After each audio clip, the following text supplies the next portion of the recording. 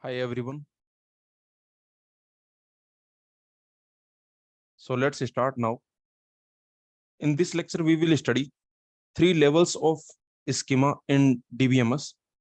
So your DBMS software, I told you, yes or no? DBMS software, that is a software provided by many different companies, Oracle, IBM. Okay, so many companies, they provide DBMS software.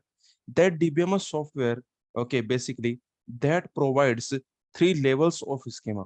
Okay, and why it provides three levels of schema, that also we will study.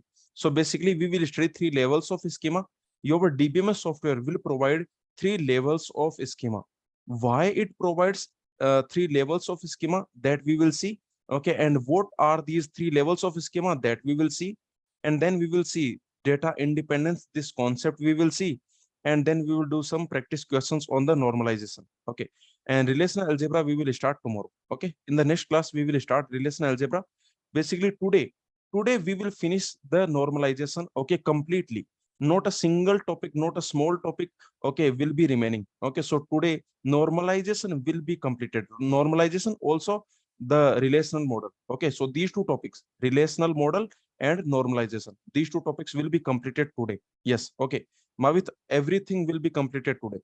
Okay, so today we will complete the complete normalization. Okay, every small, if there is a very small topic, that also we will complete. Okay, so today normalization we will complete, and then in the next class we will start relational algebra. So once this normalization is over, today normalization will be over. After that you can solve the go classes DBMS test 1. Okay, DBMS test number 1 on the normalization. That test you can solve. Okay, now let's see this. So let's start now. And tomorrow we will start the relational algebra. So next chapter, what is the next chapter? The next chapter is three levels of schema and data independence. Okay, this is our next chapter. What is three levels of schema? Why we want three levels of schema? Why DBMS provides three levels of schema?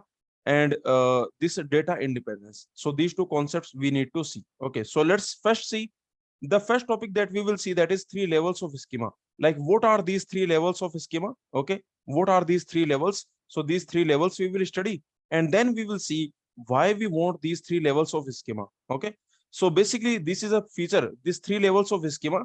This is provided by whom? This is provided by the DBMS. Okay, the database software, right? Yes or no? So the DBMS, like you have the database, here your database is there, this is your database, and there is a DBMS software, and there is a DBMS software. So that DBMS software, that will provide you these three levels of schema. Okay, DBMS software. So these are provided by the DBMS software. These are provided by the DBMS software, these three levels of schema. Okay, and why DBMS software provides these three levels of schema, that is interesting. That is the important point. Okay, now let's start. So in a database, this is my first question. Tell me, in a database, should whole database, all the data, should it be visible to all the type of users? All the data, should it be visible to all the type of users? The answer is very simple. The answer is very obvious. The answer is no. Okay, for example, in a school database, if you have a school database, the children, the students, should they see the salary of the faculty? Okay, no, right? Yes or no? So in a school database, the students, they should not see the I can say information of another student, or I can say the students should not see the information about the faculty, or I can say the salary of faculty. Okay, so these things students should not see, and similarly faculty should not see the phone number of the student. Correct? Yes or no? Okay, nowadays privacy is everything, so you can notice that the faculty should not see, or I can say no student should see the phone number of another student. Correct? Is this clear to everyone? So basically different type of users, they have different type of access. For example, in a YouTube, okay, like sometimes you have this, on a Telegram also you have this, different type of users, they have different type of access, right? For example, if you have a Telegram group, if you have a, or WhatsApp group, okay, if you have a Telegram group or WhatsApp group, then in this group what we can do, different type of users, they can have different type of okay, there is a owner. Owner has access to everything. Owner has access to everything. Then you can, what this owner can do, this owner can create admins. Yes or no? And different admins can have different type of access. Different admins, they can have different type of access. Yes or no? So he can create moderators. He can create moderators. So different type of moderators. So I can say something like this. Is this clear to everyone? So different type of users, they have different type of access. Correct. Okay. Yes. In the bank database, one user should not see the, I can say, the account number or the account details of another user. Okay. So basically, what we want to protect. We want to protect. Say that we want to provide different views to different users. So different users, they must have different views. Is this clear? Okay. Anyway, in detail we will see this. Okay. There is much more than this. What I told you, that is for security purpose, right? Okay. So far what we have seen, so far the explanation that I told you, that is for security purpose. But there is something else also. Okay. If user wants some specific data, then you can provide that also. Okay. So basically that we will discuss. But is this clear to everyone? So this we will discuss what this like I can say, what users can see, that we will discuss. But anyway, is this clear to everyone? That okay, so the whole database, or I can say all the data, it should not be visible to all the type of users. So different type of users must have different views. Yes or no? I can say that, okay, I can say different type of users, okay, they must have different views of the database. They must have different views of the database, different views of data, or I can say database, or database. So they must have different views of the data, or I can say different views of database. Okay, let's move on now. Now let's see. Consider this university database. This is a university database. This is the table for student. This is student table. This is faculty table, courses table, room table, enroll table, okay, teacher table, and so on. Okay, so this is your university table. Now tell me about this question. This is my second question. Tell me about the answer for this question. Select correct option. Okay, select the correct option. So what will be the correct option? What does the previous table data tells you?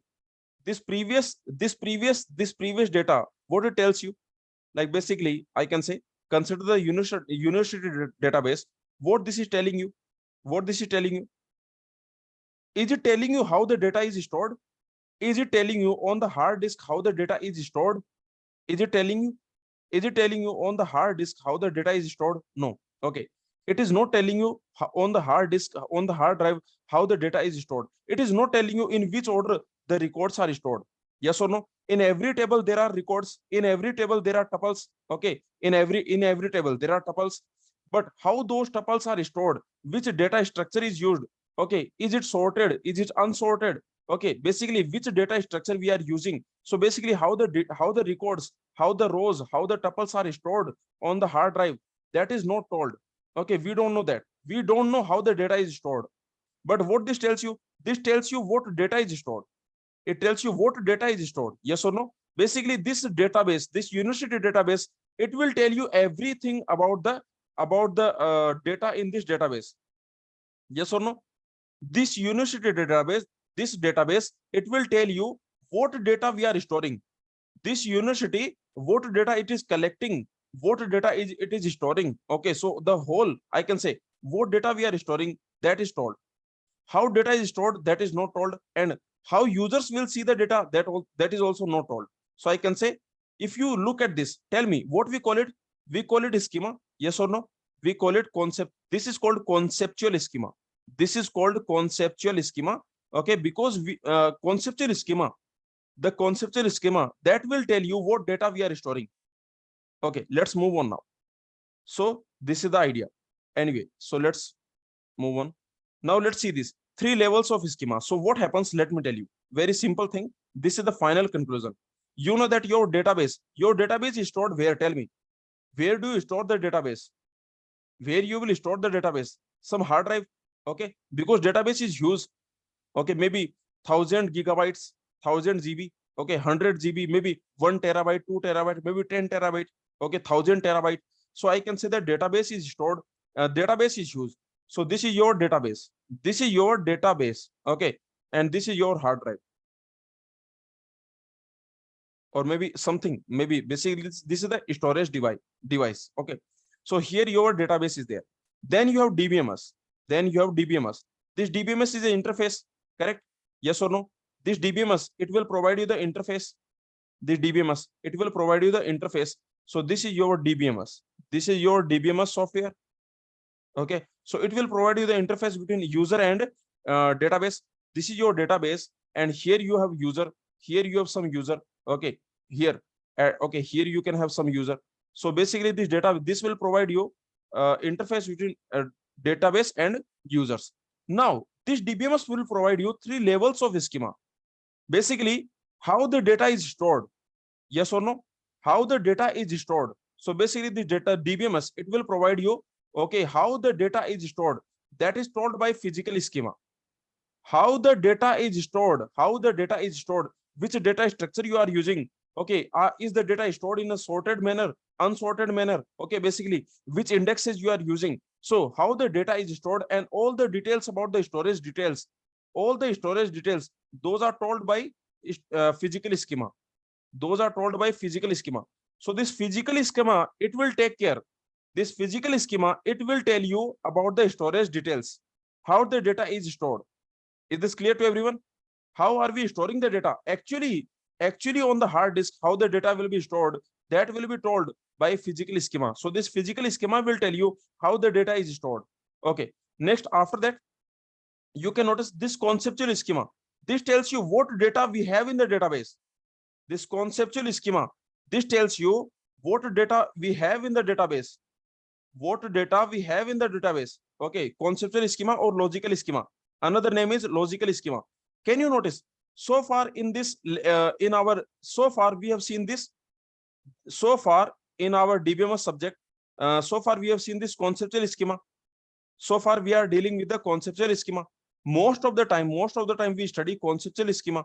So you can notice what is conceptual schema. It will tell you what data we have in the database. In this database, actually, what data we have in this database. So it will tell you what data we have. It will tell you how data is stored on the hard drive. On this hard drive, how the data will be stored. And the final point, you can notice different users must see different data. Yes or no? Different users must see different data. External schema 1, different users, external schema 2, external schema 3. Okay, different users, they must see different data. This user can see this data, this user can see this data, this user can see this data. Is this clear to everyone? The three levels of schema. Okay, is this understood? The DBMS is providing you the DBMS software. It is providing you 3 levels of schema. Okay, and why? What is the reason? Can anyone give me very obvious reason? Very obvious reason to have this. Okay, just tell me very obvious reason to have this. Very obvious reason to have this. Okay, to give, okay, yes, data, I can say privacy, security. Okay, basically data security, data authorization. Okay, data authorization, I can say security. So basically very obvious reason. So DBMS will provide you 3 levels of schema, and these are the 3 levels of schema. This is your DBMS software. It will provide you 3 levels of the schema. You can notice physical schema, it will tell you how data is stored. Okay, so this tells you how data is stored, how the data is actually stored. How the data is actually stored on the hard drive. Okay, how the data is actually stored. Okay, so how are we storing the data? Okay, how is stored. And what this conceptual schema tells you, this is also called logical schema. But what this tells you what data we have in the database. What data in the database? In the database, what data we have? In the database, what data we have? Okay, and this tells you, this external schema, this tells you basically how are we using the data? How are we using the data? Yes or no? How are we using the data? This data, how are we using? Or I can say basically different access to the users. Okay, I can say this tells you use of data. This tells you use of data. How are we using the data? And we are giving different data to different users. Okay, is this clear to everyone? Okay, so different views of the data. Different users must have different views of the data. Okay, very simple. So this is your 3 levels of architecture. This is your 3 levels of DBMS architecture. Is this clear? 3 levels of schema. Now, so you can very simply see that database is divided into schema and data. Every database. So the database you can divide into what is schema and what is data. What schema tells you, tell me? What schema tells you? Schema tells you the type of data. Okay, what type of data we have, and the data tells you what actual data we have. Yes or no? So this schema is basically, it will tell you what type of data we have, and this data, it will tell you what data we have. Okay, so that is the reason I told you that this is called instance. This is called instance. Okay, anyway, so finally what we have, the three levels of abstraction. Okay, the three levels of, I can say, schema. So we basically, the DBMS software, the DBMS, it will provide you three levels of schema, or I can say three levels of abstraction it will provide you. One is conceptual, physical, and external. Okay, very simple. You can notice that this is, here your data is stored, database, here your database is stored. Okay, and you can notice like this, different users can have different views of the database. Okay, different users, they have different views of the database. So this user has different view, this user has different view, this user has different view. Okay, and this will tell you what everything you have on the database, every data that you have on the database. So this will tell you what data we have, and this will tell you how the data is stored. Okay, so very simple. You can notice external schema, it will tell you use of the data. Conceptual schema, it will tell you meaning of the data, or I can say what data we have. And internal, this, remember, this physical schema, it is also called internal schema. This physical schema, we also call it internal schema. So these two are same. So remember, this internal schema, this internal schema, this is also called physical schema. This is also called physical schema. And this conceptual schema, this is also called logical schema.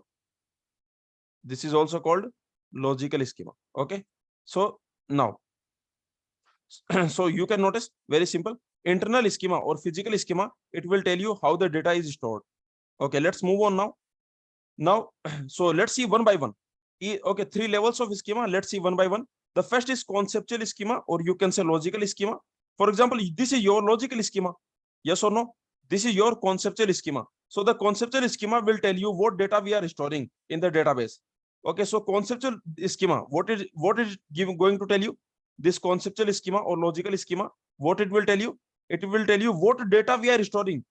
Okay, what data is stored in database. Okay, what data is stored, what data we are storing in the database. Okay, or I can say basically what tables are there. Okay, what relations are there, what tables we have, what relations, what tables we have. Okay, we have, okay, what tables or what relations are stored in database. So it tells you everything about what is stored on the database. It will tell you everything about what is stored on the database. Okay, is this clear to everyone? So for example, here it will tell you everything about what is stored on the database. Now very important thing I want to tell you, that for example, if you have a table, let's assume you have in the conceptual schema, let's assume this is your conceptual schema. Okay, in the conceptual schema, let's assume in the conceptual schema, I give you a relation. Okay, I give you some relation. I give you, let's assume I give you this relation student. Okay, where you have student ID and student name. Okay, I give you this schema. Now you can notice that in the conceptual schema I am giving you. Okay, in the conceptually I am telling you that, okay, this data we are storing. Okay, so in the conceptual schema, whatever I tell you, is that stored on the database? In the conceptual schema, whatever I tell you, in the conceptual schema, whatever I tell you, whatever tables I tell you, whatever I can say, whatever data I tell you, or I can say whatever relations I tell you, are they stored physically? Are they stored physically?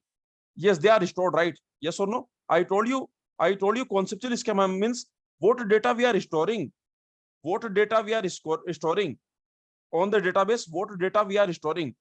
Okay, so physically it is, remember, it is stored physically. Remember, it is stored physically. Is this clear to everyone? It is stored physically, or I can say, it is stored on hard drive. It is stored in a hard drive, in disk. Okay, so this will be stored. But the point, very simple point, you can notice. But so for example, it will not tell you how the data is stored. For example, if I say 10 and their name is, okay, let's assume the 11, the name is B, and let's assume 9, okay, the name is C, or maybe the name is A. So now you can very simple see that. Tell me on the conceptual schema, from the conceptual schema point of view, from the conceptual schema point of view, from the conceptual schema point of view, can you say what is the first record? From the conceptual schema point of view, can you say what is the first record? What is the first record? Can you tell me what is the first record? There is no first record. There is no first record. Yes or no? This is a set. This is a set. So from conceptual point of view, from conceptual schema point of view, this is a set. This is a set. Okay. So there is no first tuple. I can say there is no first tuple. There is no first row. There is no second row. There is no third row. Yes or no? There is no second row. There is no third row. Is this clear to everyone? Okay. From the conceptual schema point of view, we don't care about the order of, okay, because this is a set. So there is no first row, there is no second row. These things are not there. Okay, these things are not there. Very simple. Now, but tell me. Okay, but when you actually store this data, so from the conceptual schema point of view, I can say every relation is a set. I can say every relation is a set. Agree? Every relation is a set from conceptual schema point of view. But tell me, okay, so this conceptual schema, it will not tell you the order. Okay, but basically we know that, okay, these three tuples we have. We know that there are these three tuples, but how they are stored? So from physical schema point of view, okay, tell me, physically when you store them, then there will be some order. Agree or not? Physically when you store them, there will definitely be some order. Okay, so physically when you store them, then there will definitely be some order. Maybe you are storing in the sorted order, maybe you are storing in the unsorted order. So maybe physically you are storing in the sorted order. Okay, so this in the sorted order, maybe you are storing. So maybe you are storing like this, okay, 10A, okay, something like this. Yes or no? Maybe physically you are, okay, physically schema point of view. Okay, so maybe you are, okay, sorted order. Is this clear? Is this clear? Sorted order, or maybe unsorted, or maybe unsorted order, or maybe unsorted order, or maybe unsorted order. So everything is fine. Okay, from physical schema point of view. So physically how the data is stored. So is this understood? Is this clear to everyone? Conceptual schema versus physical schema. So conceptual schema will tell you what data we are storing. It will not tell you how the data is stored. Physically, which data structure we are using. Yes or no? Some data structure also we are using, correct or not? Definitely some data structure also we need to use. If you are storing the data, okay, in the, okay, finally when you store the data, then some data structure you must use. Which data structure you are using, it will not be told by conceptual schema. This conceptual schema will not tell you which are the data structure we are using. For example, B tree, B plus tree. Okay, which data structure we are using, that is not told by this conceptual schema. So conceptual schema will tell you what data we have. It will not tell you how the data is stored. It will not tell you what data structure we are using. It will not tell you what are the indexes. All these things will not be told. Okay, is this clear? Arnab is saying in the conceptual schema we are storing instances. No, conceptual schema is basically telling you what data types you are storing. Arnab, think logically. All the concepts, all these concepts, think logically. Conceptual schema will tell you what data you are storing. And this will keep changing. It is not a fixed thing. It is not a fixed thing. It will keep changing. This I have taken just for example. Just to explain this example I have taken. Just to explain this example I have taken. This is your conceptual schema, remember. Is this clear? This is your conceptual schema. The data will keep changing. The data will keep changing, but this is your conceptual schema. The conceptual schema is telling you what data we are storing in the database. In the database, what data we are storing. Okay, and basically what type of data we are storing, or I can say, if you want, I can say what type of data we are storing, or I can say what type of data we are storing. Is this clear? The actual data, it will keep changing. It will actually keep changing. Okay, so is this clear? Now let's move on. So the conceptual schema or logical schema, it will describe the data that is stored. Okay, what data is stored on the in the database, that is told by conceptual schema. Okay, is this clear? So like for what relations we are storing, I can say all the relations that are stored on the database. Okay, so all these things. Now let's move on.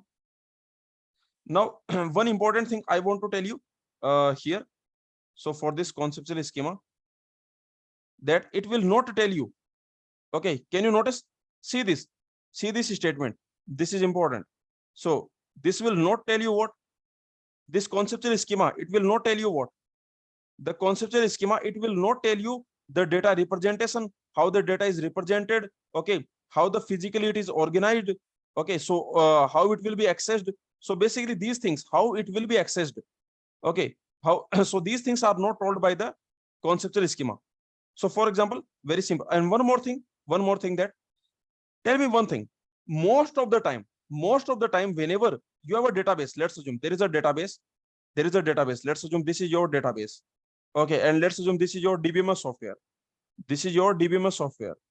Okay, now let's assume you are the application programmer. Let's assume you are the application programmer. Okay, for some specific application you want to write some program. Okay, you are the application programmer. Depending on the requirement, we write the programs, correct or not? Yes or no? Depending on the requirement, it's not like you have fixed set of program. Okay, depending on the requirement, we keep writing different programs. So let's assume you are the application programmer. You will write some program. For example, your company will tell you that we want this type of data. Okay, your company will tell you we want this type of data, or we want to store this type of data, we want this data in this format. Okay, something like this. Okay, so now in this situation, what you will do, you will write the program, you will write an application program. But tell me, most of the time this application program, okay, this application programmer, or I can say most of the time when you write application program, okay, that I can say that you write on which schema. Okay, tell me, most of the time the application program that you will write, that application, most of the application programs, they basically they deal with what? Okay, you write them on which schema? You write them on conceptual schema, yes or no? You will write them on the conceptual schema. So most of the time, most of the application programs, you will write on the conceptual schema. What data we are storing? Okay, yes or no? So most of the time, there are of course you can also write some application programs which will deal with the physical storage. You can also write, but most of the time, most of the application programs, they deal with the conceptual schema. Okay, basically this application programmer, most of the time he only cares about what data is stored on the database. Okay, how are you storing, he does not care most of the time. So this is what I'm saying, most of the time I can say this is your application program. Let's assume this is your application program. Now most of the time it is written, it will deal with, I can say, conceptual schema. Okay, most of, I can say most of application programs, so let's call it AP. Okay, most of application programs, they deal with what? They deal with, or I can say they are written on conceptual schema. They deal with conceptual schema, or I can say are written based on conceptual schema. Are written based on conceptual schema.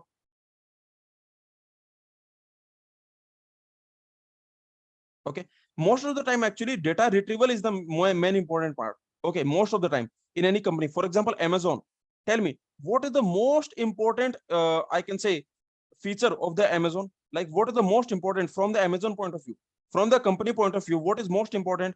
The most important is that when the user will search the data, it should immediately get the data. Yes or no? Search is very important. Yes or no? If you notice all the big companies, the Google is such a big company, but actually Google, what Google is doing? Google is only giving you the data. So the most important part is basically the database, the data retrieval. Most important part, that is data retrieval. Can you retrieve the data? So that is the reason I am saying that the data retrieval, when you are retrieving the data, then tell me, then okay, you will basically care only about the conceptual schema, what data is stored, correct or not? What data is stored? So Google will give you this data, or Google will give you this data. Okay, so basically that is the reason I can say most of the application programs, they basically they are written based on the conceptual schema, what data is stored. Or I can say most of the application programs, they basically they are written on the retrieval of the data. We want to retrieve the data. Most of the application programs, they want to retrieve the data. Some data they want to retrieve. Is this clear? So they are written based on conceptual schema. Now one more thing. Now, very simple thing I want to ask you. This we will study in the SQL, but let's assume now you have the schema. Okay, let's assume you have some schema you have. So let's assume you have conceptual schema. So this conceptual schema, it will tell you what data we are storing. For example, let's assume you have conceptual schema student. Okay, student, and in this student table, let's assume you have a student ID, you have a student name. So these things you have. Okay, and now let's assume you write a retrieval query. You write a SQL query. Okay, SQL query to retrieve data. You want to retrieve data. Okay, so whenever we want to retrieve data, then our query should be based on what? Whenever we want to retrieve the data, our query should be based on conceptual schema. So now you will write some query. Maybe some query you will write. Okay, you will write, for example, select those SIDs. Give me those SIDs. Okay, where give me those students. Okay, select those students where name is I can say where name is John. Is this clear? So something like this. Okay, so is this clear now? So we are basically we are writing the SQL query. Okay, we are writing the SQL query, and we are saying that select those students. Give me those SIDs where the student is, where the name is John. Now tell me, when you are writing this, at the time, do you care how the data is actually stored? Do you care how this data was actually stored physically? How the data was stored?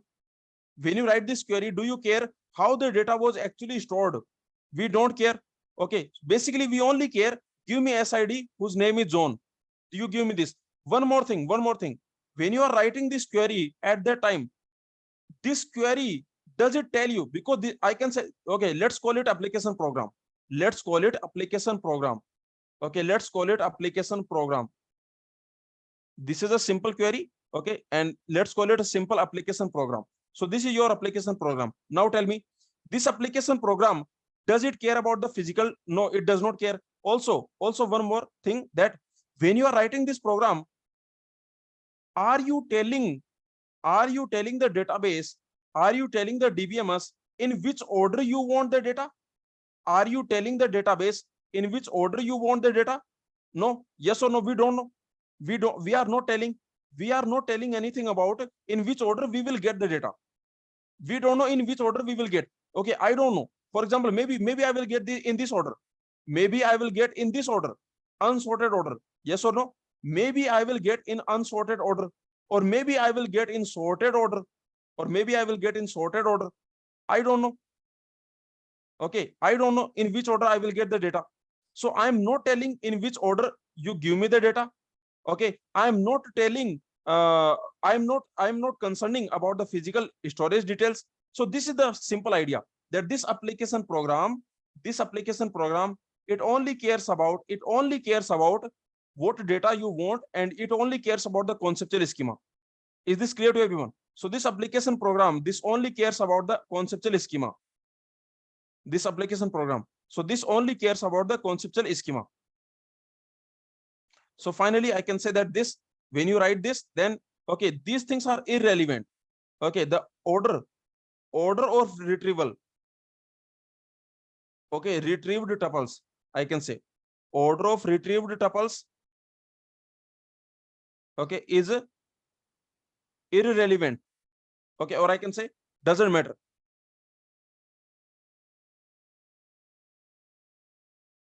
In which order you are, okay, doesn't matter.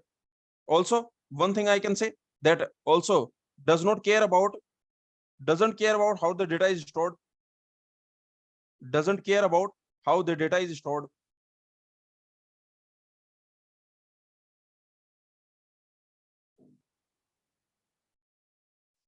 Okay, anyway, so this is the point. So this is your conceptual schema.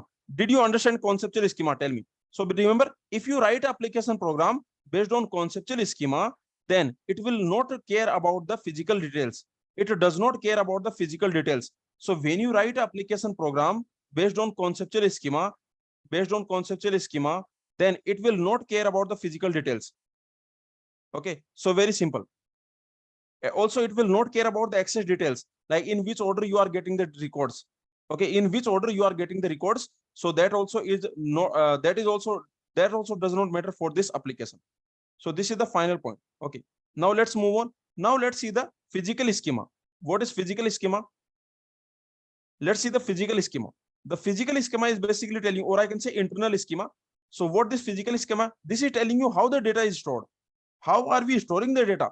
Okay, are we storing the data in sorted order, or are we storing the data in unsorted order? Sorted, unsorted, or also which indexes we are creating on the database? Okay, which indexes we are creating, which data structure we are using. So basically all these things. Okay, so the physical schema will tell you, like all the data structures that we are using. Okay, how we are storing the data. Are we storing the data in sorted order, unsorted order? Which indexes we are creating? Okay, so all these things. How are we storing the data? So very simple point. Is this clear to everyone? This is your physical schema. So physical schema will tell you about the storage details. Okay, so for example, this is your conceptual schema. Now this is your conceptual schema. So this is your conceptual schema, but physically it will be stored. Agree? This is your conceptual schema, and physically it will be stored. So when you store it physically, this is logical. Okay, that this is the data. So this is your conceptual schema. But when you actually store this, when you actually store this, this is your physical. When you actually store this, then what will happen? Then basically you will find, okay, like, is this sorted order? If this is in the sorted order, then which based on which field? Yes or no? You can do sorting based on birthday date. You can do sorting based on salary. You can do sorting based on last name.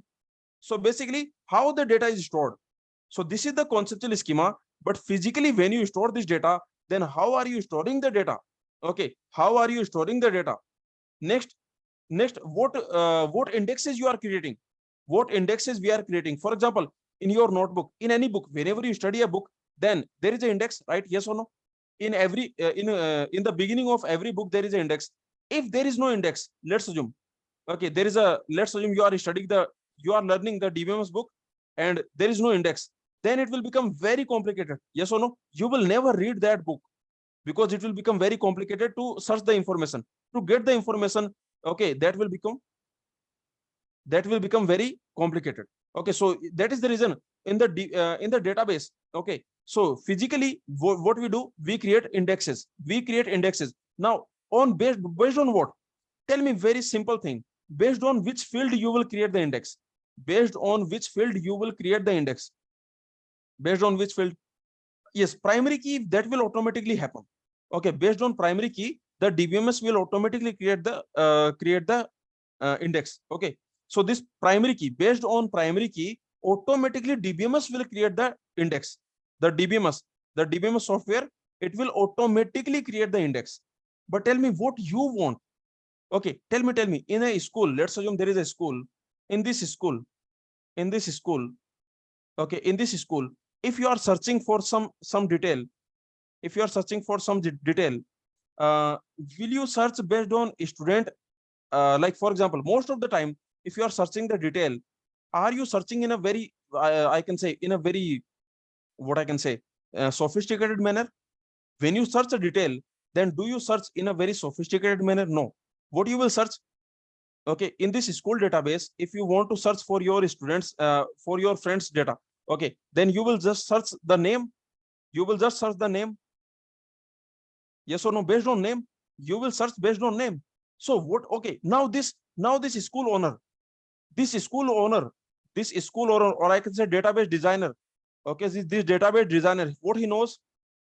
He knows he knows that okay, people are searching based on name. He knows that people will search based on name. Correct? Yes or no?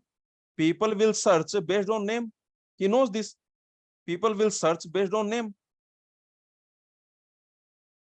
Most of the queries will come based on name, based on student name. So what he will do in this situation, what he will do? Or remember, there is a on the based on the ID, based on the student ID, there is already a based on the primary key, already there is an index. Based on the primary key, already there is an index. But this database designer, he knows that people will search based on name. So what he will do? He will create a so he will create a index. So he creates an index based on name. He creates an index based on name, based on name, something like this. So these things, all these things, they are basically they come under the internal schema or physical schema. So this is your conceptual schema, what data you have, but how the data will be stored, how the data will be, I can say, in which order you will store the data, which indexes you will have on the data, how many indexes will be there. You can have multiple indexes, 2 indexes, 3 indexes, you can have multiple indexes. Which data structure to use? Will you use B plus tree? Will you use B tree?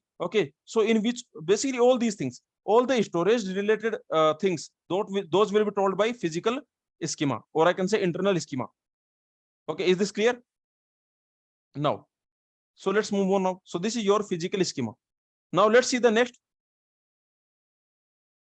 The next is external schema. What is this external schema? Or I can say this is basically the schema that is viewed by users, what users are going to see. So here two things will come. For example, the first thing is, in this external schema, basically this external schema basically means how the users are going to see the data. This external schema, in this external schema, how the users are going to see the data, and different type of users, they should see the different type of data. So for example, I can say that this student, he should not see the salary of faculty. The student should not see the salary of the faculty. So I can say that different users, different type of users, there can be different type of users. What are the different type of users? For example, admin, super admin, moderator, employees, students, something like this. So these are the different type of users, correct? Now different type of users, they can view different type of data. So this is a very simple point, but there is one more thing. So this student should not see the salary. So this comes under what? I can say this comes under data privacy. Can I say this comes under data privacy? So I can say that data privacy. So I can say external schema. So it will take up this external schema. So I can say different basically views users, what users can see. This external schema, it tells you what users can see. What users see. So this is the idea, how the data will be used, basically how the data is used. I will explain this, how the data is used. This is important, how the data is used. So let me give you the first example. The first example is very simple, that I can say data privacy. I can say data privacy. So the first example is very simple, the data privacy. Or I can say that students should not see salary of faculty. A student should not see salary of faculty.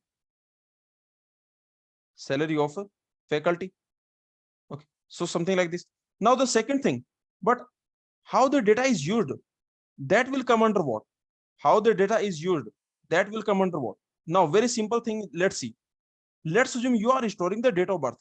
In the database, you will store what? You will store the database. Will you store age?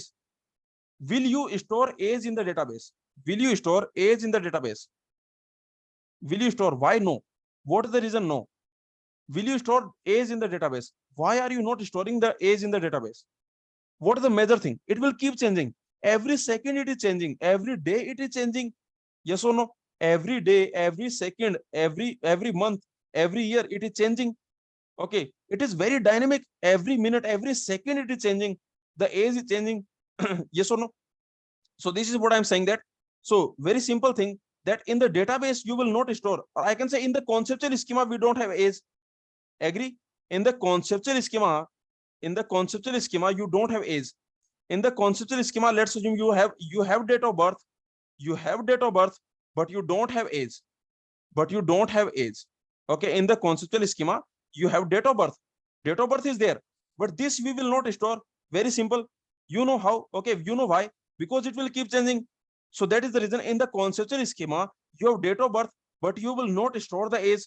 But what user wants? But what user will want? User wants date of birth or age. Most of the time we are concerned about age. Immediately we want age. Yes or no? Immediately. Let's assume sadi.com. Let's assume we are creating the website for sadi.com. Then what we want? We immediately want the age. Just give me the age. Okay, we will just, okay, so basically what users want, tell me how this data will be used. How this data will be used. Okay, what users want. Tell me what users want. Or I can say how this data will be used. Okay, how this data will be used. How this data will be used. This data, how this data will be used. Tell me. So this data will be used, okay, for, I can say, age purpose. So what users want, okay, and how this data will be used, that will be used for age purpose. They want age. So what we can do in this situation, what we can do, but we don't have age. On the conceptual schema, we don't have age. Agree? So on the conceptual schema, we don't have age. There is no field for age on the conceptual schema. In the conceptual schema, you have a student. Okay, there is a student table. Let's assume this is the student table. In this student table, you have a student ID, a student name, and there is date of birth. But there is no field for age. But what? Okay, but what is the external schema? What is the external schema? What? Okay, what is one possible external schema? External schema one. What is one possible external schema? That is basically this. Okay. I don't want to give the exact date of birth. Let's assume for privacy again for privacy, let's assume I don't want to give date of birth, but I want to give s name and let's assume age. These two things I want to give. Is this clear to everyone? Okay, I will give the age in the years. I will give the age in the years. Okay, like in the years I will give the age, but I will not give the date of birth exact. Okay. Very simple. So is this clear to everyone? So this is your external schema one. How this data will be used. How this data will be used. So is this line understood? This external schema, is this line clear to everyone? How this data will be used? How this data will be used? Or I can say what users see. Or I can say what will be the user see. Okay, very simple. Now, one more thing. Tell me. This is we are storing. Can you notice this is stored? Can you notice this is stored? Can you notice this is stored? This is physically stored. Okay, this is actually stored. Is this stored? Tell me, are we okay? Is this stored on the database? Is this stored on the database? Remember, external schema is not stored. This is very important point. It is not stored. This external schema, it is not stored on database. It is not stored on database. It is derived. It is derived based on user requirement. From what? It is derived based on user requirement from conceptual schema. So it is derived based on user requirement. Based on user requirement from conceptual schema. From conceptual schema. Clear? Okay. Now Mavit is asking who will derive it. So tell me who will derive it. Tell me who will derive it. Application programs. Application programs will derive it. You will write the application programs depending on the user requirement. Okay, Mavit, is this clear?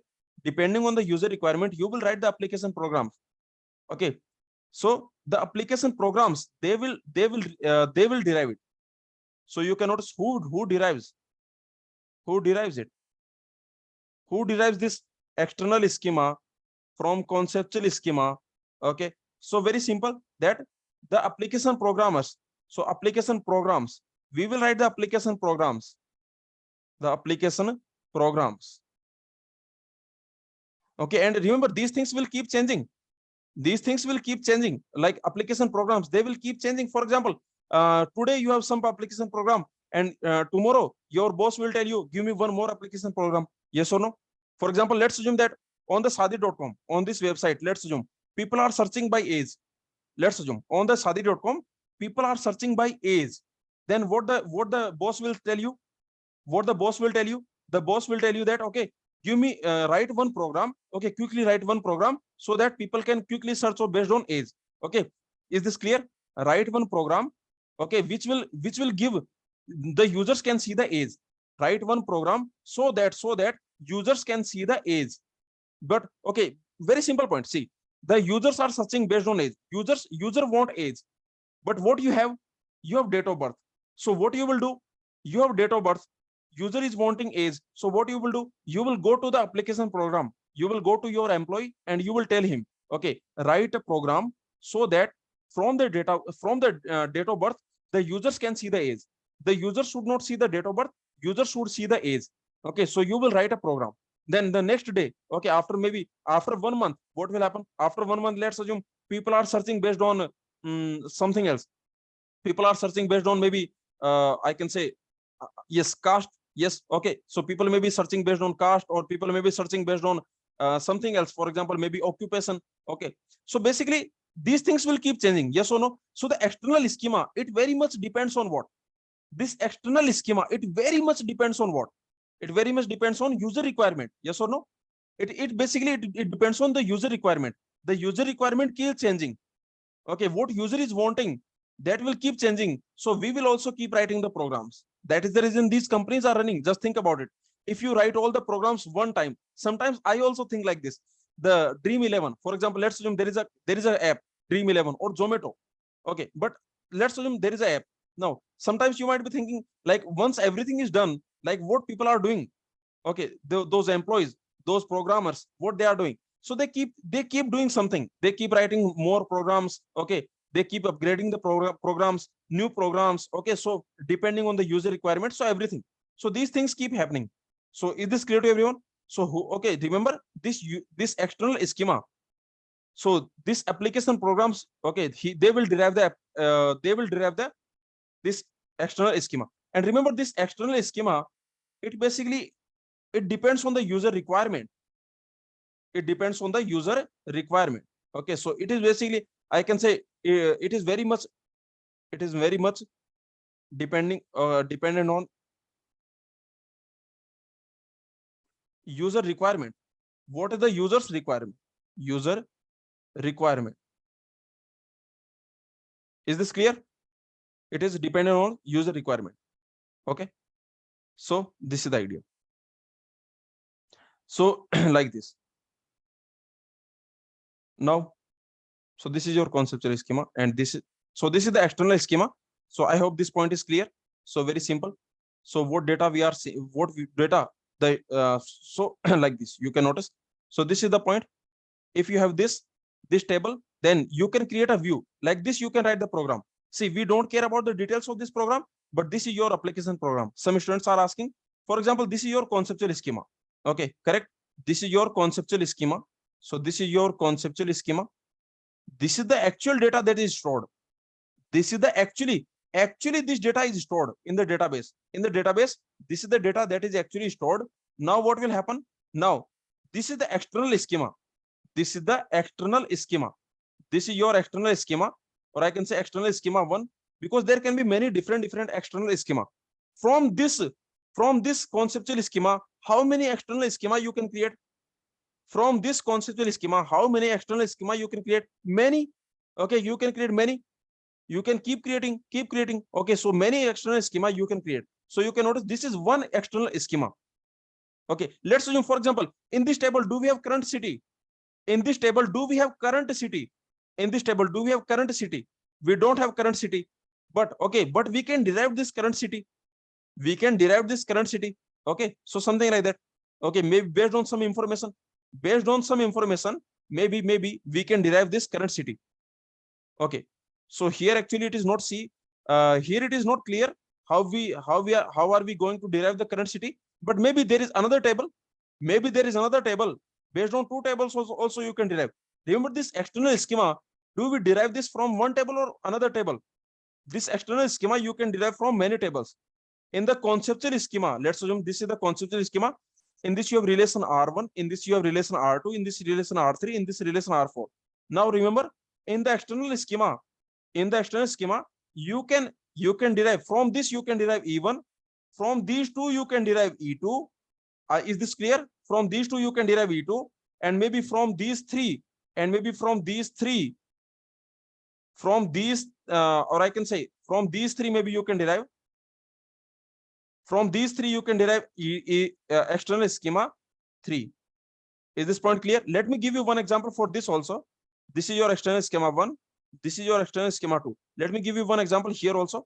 For example, see this. Okay, look at this. Let's assume that users are wanting this. Okay, what user wanting? The users are wanting for which course, which faculty is there. Correct or not? This is in a school. What you want to see in a school, in any school, you want to see which course is taught by which faculty. Like this course, which faculty he is teaching. This course is taught by which faculty, and how many students are there in this course, how many students are there. So these three things, what you want, okay, this course is taught by which faculty and how many students are there in this course. In this course, how many students are there? Okay, number of students. This is number of students, integer. So this is your number of students. Now tell me, do you have this stored on the conceptual schema? Is this stored? Do you store number of enrolled students? No. So how can you derive it? How can you derive it? You can see the enroll table and you can count. You can see the enroll table and you can count. Yes or no? From this enroll table, you can count. You can count. Agree? Okay. From the enroll table, from this enroll table, you can count. Also, what is the second point? You can notice this information is also not in a single table. If you notice this database, in this university database, this information is not there. In a single table, we don't have this information. This course is taught by which faculty? This information is not there. Yes or no? This course is taught by which faculty name? The faculty name. Can you notice here also faculty name is not there? Yes or no? Here also faculty name is not there with the course. Here also faculty name is not there with the course. So in single table, we don't have this data. In the single table, we don't have this data, but users will want this data. Most of the time in any university, in any college, most of the time user will want this data. This is the most important data from the user point of view. Yes or no? From the user point of view, this is the most important data from the user point of view. So what users want? So I can say what users want. So from the user point of view, this is the most important data. They want, okay, like they want what is the course ID, what is the faculty name, what is the faculty name, and number of enrolled students, and number of enrolled students in this course. Number of enrolled students in this course. So this is very important data from the user point of view. But this data we don't have in the database. Agree or not? We don't have this data in the database. This table is not in the database. Agree? This table is not on the database. So you can notice that this table, okay, so I can say this table is not stored on the database, is not in database, is not stored in the database. Or I can say because this table is not in conceptual schema. Agree? This table is not in conceptual schema. So what we will do in this situation? In this situation, we will derive it. We will derive this, correct? So we will derive this from this table, and from this table. From these three tables, we will derive it. From these three tables, we will derive it. From course, enrolled, teacher. From these three tables, we will derive it. So I can say this will be derived. Okay, remember this will be derived. This will be derived from these three tables, from three tables of conceptual schema. From three tables of conceptual schema, it will be derived. From three tables of conceptual schema. Clear? Tell me, is this clear to everyone? So this external schema concept, is this clear to everyone? This external schema concept, is it clear? So very simple, that you can derive it. So you can derive the external schema. So very simple, and like this you can derive. Like this you can derive. Okay, so this is your, I can say this is your application program. You can call it application program. This program will create this external schema. This external schema will be created by this program. So this program is going, this application program, okay, will create this external schema 1. Okay, is this clear? So like this. Okay, don't worry about the details.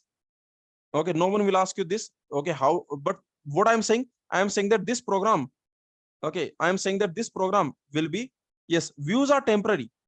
When you say views are temporary, what it means? Nikhil, what it means? Views are temporary. Remember, view is basically a program. This is the program. If you don't want this program, you can delete this program. No, Nikhil, view, you are not understanding what is a view. You are not understanding what a view. View is basically this program. This program is the view. So when you access this program will give you, see, okay, when you access this program, when you access this program, then this program will create from this, the program will create this. So basically this is not stored. Okay, what you are saying, that is correct. This is not stored, but this is visible to the user. Okay, is this clear? This is not stored, this is visible to the user. So whenever the user will send some query, okay, this will happen when the user will send some query. Okay, let's assume when the user is sending some query. Now in this situation, what will happen? So let's assume when the user is sending some query, let's assume, okay, let's assume, let me remove it completely. Okay, so here what will happen when the user is sending some query? So this is some user. Okay, so when the user will send some query, okay, he wants something. Let's assume he wants this information. This information he wants. Okay, wants to know. Okay, so let's assume he wants to know high pay females. High pay females. Again, this is a sadi.com website. Okay, so let's assume this user want to know high pay females.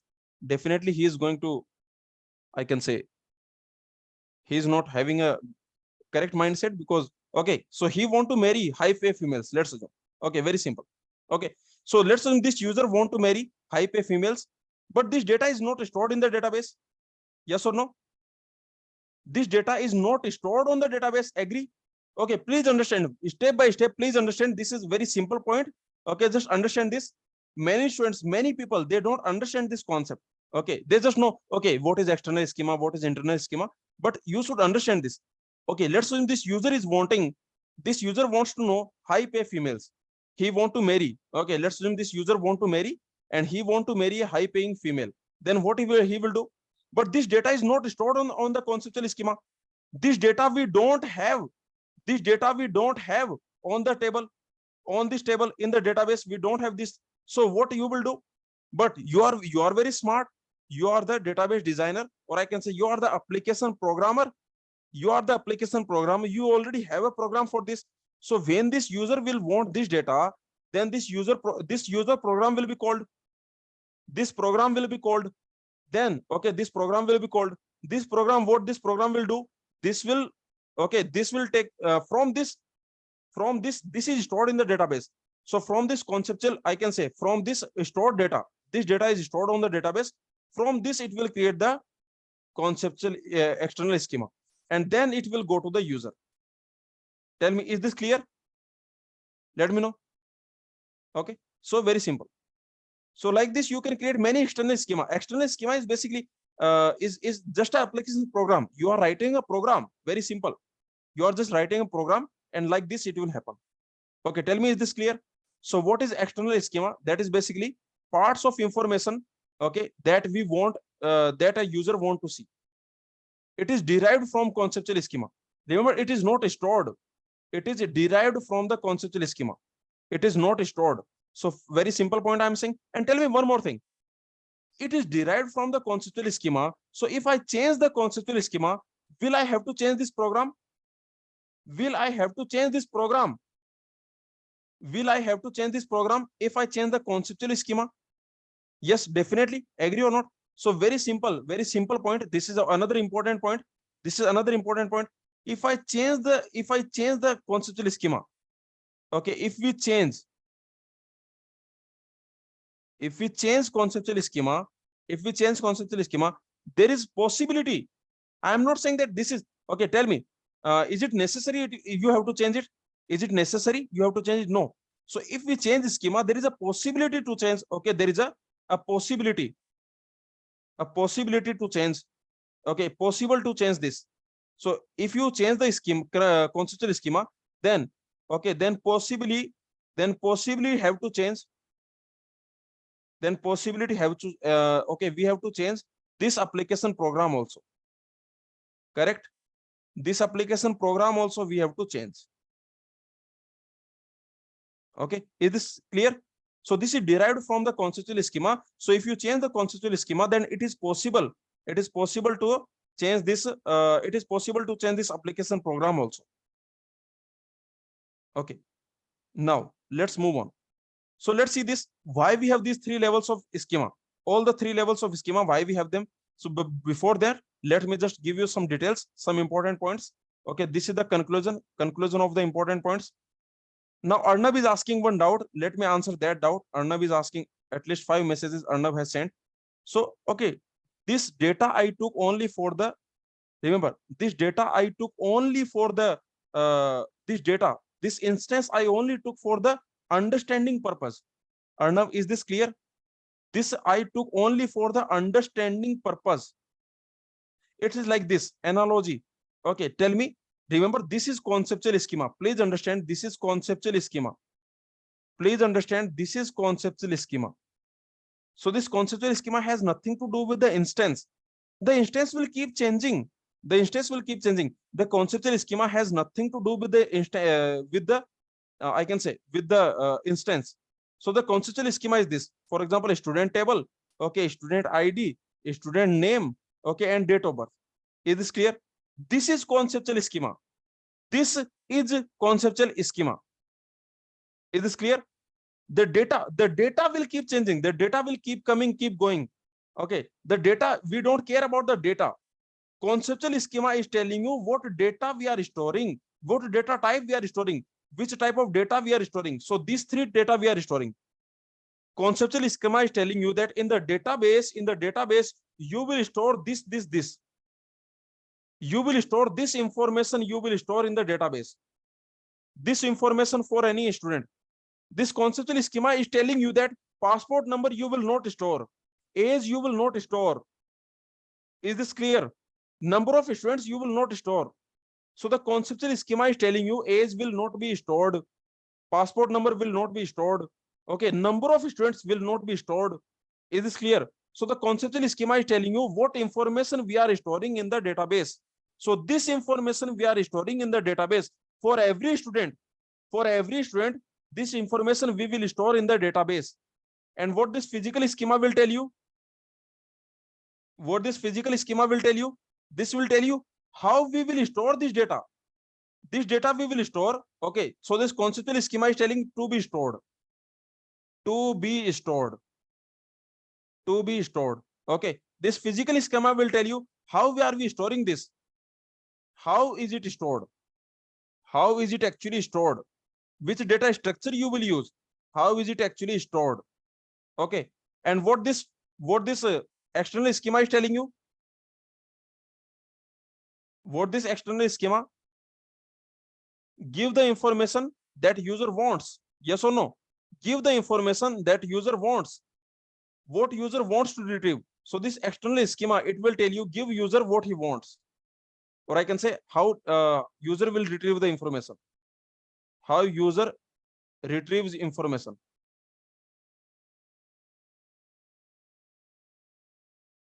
Okay, so for example, let's assume the user wants this. The user does not, okay, user does not want this table name also. So let's assume user wants the table name should be this. How old? The table name should be this. The user is saying the table name should be this. Okay, the user is saying the table name should be this, and just give me the S name and just give me the age. Okay, is this clear? So very simple. So this is okay. From this you will derive this. From this you will derive this. Correct? From this you will derive this. Who will derive? Tell me. Who will derive? The application program. The application program. And can you notice? Can you notice? In the application program, we don't have this instance. Arnav, is your doubt clear? Look at the instance. Look at the application program. Is there any instance? Is there any instance? Look at the application program. Is it dealing with schema or is it dealing with the instance? Tell me, is this application program dealing with the schema or is this dealing with the instance? This is dealing with the schema, conceptual schema. Is this clear? Anyone has any other doubt? Tell me, anyone has any other doubt? Is this clear? So remember, this is conceptual schema. What data we are storing to be stored? How are we storing? This is physical schema, and external schema means how are we going to use it? Okay, this three level of architecture, three level of DBMS architecture. Is this crystal clear? Three level of DBMS architecture. If anyone asks you, can you explain in any interview? If anyone asks you, what is external schema? What is conceptual schema? What is physical schema? Can you clearly explain? Clearly. Okay, very clearly can you explain? Okay. So anyway, this is your external schema, all the concepts. Now remember the conclusion. Let me give you the conclusion. Some important points. First of all, this external schema, this is derived from what? Remember, this is derived from conceptual schema. Okay, this external schema, this is derived from conceptual schema. The second point, this external schema is not stored. Okay, is not stored. It is derived. Okay, so this, can you notice this table? Look at this table. Look at this table. Can I say this is a I can say this table is not stored? Yes or no? Can you notice this table is not stored, but this table is, can I call it virtual table? Can I call it virtual table? So I can call it virtual table because it is not stored. It is just a virtual table. It is not actually stored. It is just a view into the database. It is just a view into the database. How the user will see the database. Okay, from the user's eyes, from the user's point of view, how he will see the database, how he will see the database. So basically, this is a virtual table. Okay, so I can say this I can say this external schema is a virtual, I can say it is a virtual table. It is a virtual table. What it means? It is a virtual table. What it means? It means not stored, not actually stored. It means it is not actually stored in database, but user can see this, but viewed by user. Okay, but viewed by user. Or I can say this is an illusion. Can I say this external schema? This is like a illusion. This is like a illusion. Okay, this is like a illusion. You are thinking that database is like this. You are thinking database is like this, but database is not like this. Yes or no? You are thinking this information is stored. You are thinking this information is stored, but this is not stored. Correct? So very simple. So it is like a illusion, or I can say, okay, anyway. So I hope you got it. So anyway.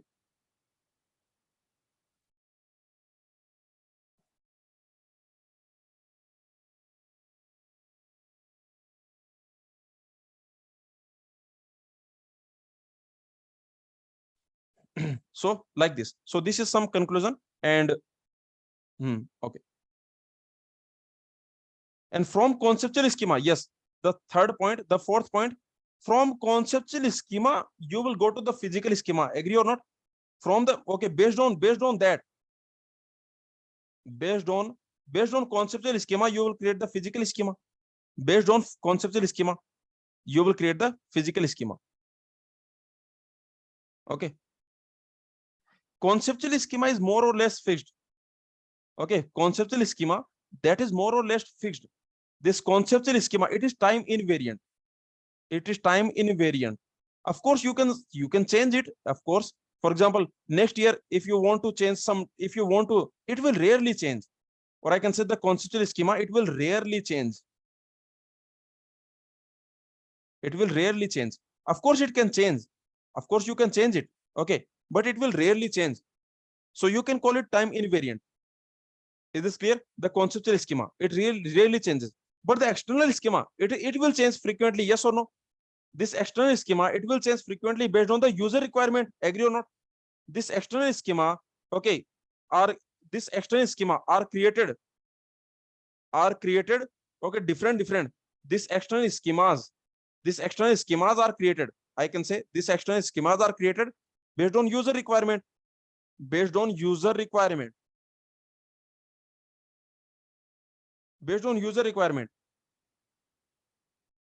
And this is based on our requirement. And this is based on our requirement. Yes or no? And this is based on our requirement. And this is based on user requirement. And they are created. Okay, anyway. So let's see why we want these three levels of abstraction. What is the reason? What is the reason we want three levels of abstraction? Why? Like why we want these three levels of abstraction, three levels of schema, or I can say three levels of abstraction. You can call it three levels of schema, or you can call it three levels of abstraction. So I can say that the very simple point is that, okay, of course, different users should have different. This is the very simple, that access control. Okay, the one application is access control. Different users should get different visibility. This is the very simple. Okay, and what is the second point? Okay, what is the second point? The second point is data independence. This is very important. This is very important. Okay, can you notice? Can you notice when you change the conceptual schema and the external schema is derived, the external schema is not stored, that is derived. Yes or no? So if you change, tell me, if you change one level, if you change the conceptual schema, there is a possibility you may have to change the external schema. Basically, there is a possibility you have to change the application programs. Yes or no? So now let's see the concept of data independence. Okay, there are two types of data independence. One is physical data independence, and another is logical data independence. One is physical, another is logical data independence. Now let me tell you very quickly what is physical data independence. What is physical data independence? This PDI. Okay, physical data independence. What this means? This simply means that independence due to physical changes. Okay, independence of conceptual schema. Okay, of conceptual schema from physical changes. From physical changes.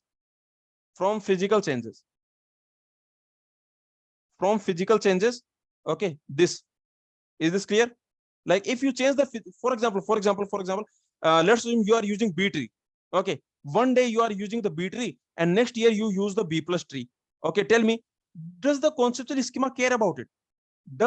Will you change the conceptual schema if you change the physical, storage details? Okay, if you change the data structure, okay, if you create a new index, for example, if you create a new index, will the conceptual schema change? Okay, no. Okay, it will not change, right? So I can say this is basically independence of conceptual schema from physical changes. And what is logical data independence? It simply means that if you change the conceptual schema, then external schema should not change. Okay, external schema unchanged, external schema independence, external schema independence from logical changes, from conceptual schema changes,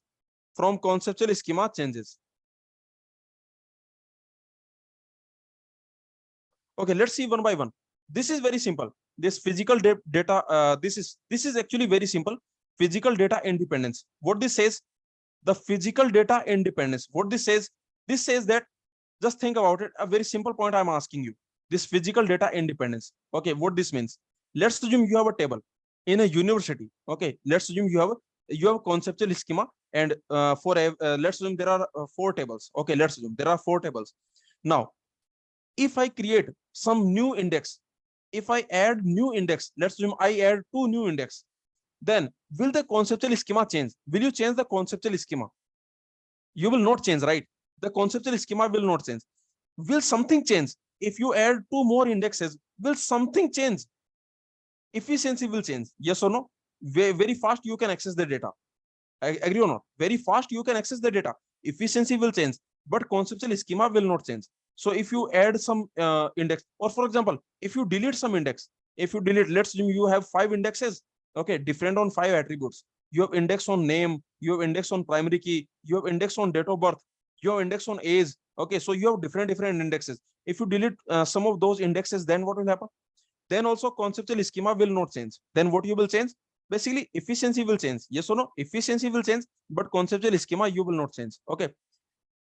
Is it possible? Is it possible that conceptual schema will change because of physical changes? Is it possible that because of physical changes, conceptual schema will change? It is possible. It is possible, but it is very rare. Very rare. The DBMS software, this DBMS software, it is so, I can say it is like a perfect, it is like a perfect software. It is like, it is very accurate. Okay. So when you change the physical storage, then you don't have to worry about the conceptual changes. Is this clear? Sometimes it can happen, like, okay, if you completely change the physical, okay, like if you make everything, if you change everything, then something can happen. Okay, then something can happen. But if you change some small things, if you change the data structure, if you change the indexes, if you add indexes, if you delete indexes, okay, if you do some small changes, if you keep doing, then conceptual schema will not change. Is this clear? Tell me, is this clear to everyone? So basically, this physical data independence, what it tells you, the physical data independence, what it tells you, it tells you how much physical data you can change, how much physical change you can do without changing the conceptual schema. Is this clear?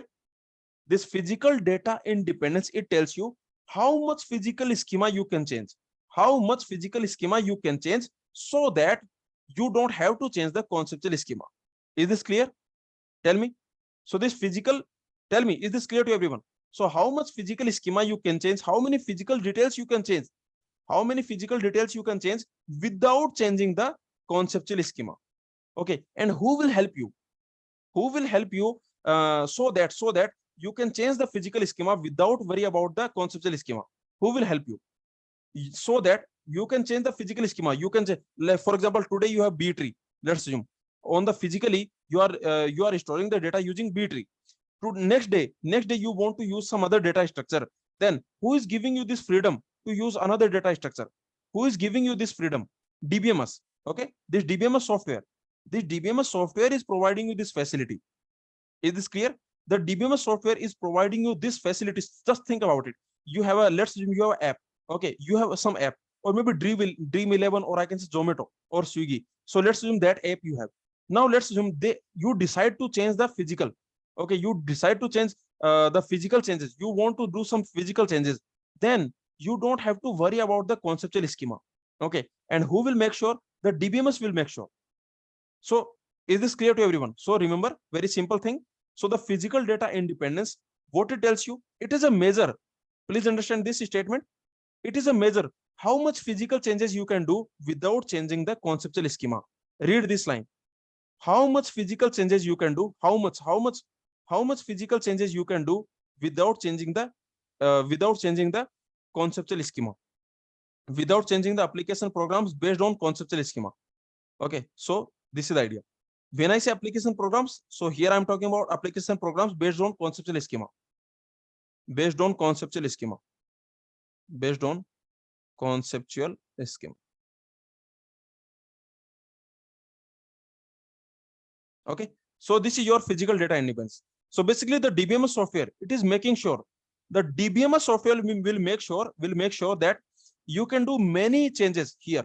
You can do many changes here. You can do many changes here without worry about here. Without worry about here. Okay. So DBMS software will make sure, the DBMS will make sure that you can change your data storage. Okay. How are you storing the data? You can change it without making any changes here. Okay. Without making any changes here. So very simple. Tell me, is this clear to everyone? So this physical data independence, I can say, okay. So the DBMS software, the DBMS, okay, gives this DBMS provides us facility, provides us facility to change storage details, to change physical details, physical, or I can say storage details. Okay, to change physical details without worry about conceptual schema, without worry about change without worry about conceptual schema. You don't have to worry about conceptual schema. Okay, without worry about conceptual schema, or I can say, or I can say that, or I can say without changing the conceptual schema, or I can say without having to change conceptual schema, without having to change, conceptual schema, and without having to change all the programs that are based on conceptual schema, without having to change application programs based on conceptual schema. So without having to change application programs that are based on